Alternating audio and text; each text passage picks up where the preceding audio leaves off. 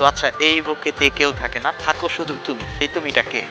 ফাগুন রাতের এক ফালি চাঁদ তোমার কথা বলে যায়, তোমাকে দেখা প্রথম সেক্ষণ আজও শিহরণ জাগায়। আমাদের ফ্যামিলিতে সেভাবে গান গাওয়ার চল ছিল না, কারণ সবাই ডাক্তার ইঞ্জিনিয়ার হবে এটাই একটা প্রথা হয়ে এসেছে। কেউ গান করবে এটা একটা খুবই একটা নিষিদ্ধ কাজ, এরকম একটা ব্যাপারই ছিল। আচ্ছা আপনি যখন বাসা থেকে বের হন তখন নিশ্চয়ই অনেক জায়গায় আপনার গানগুলি চলে, তখন আপনি এটা কিভাবে নেন? গান কেমন লাগে? এটা অনেক বেশি এক্সাইটমেন্টের একটা ব্যাপার, কারণ তুমি যদি থাকো পাশে স্বপ্ন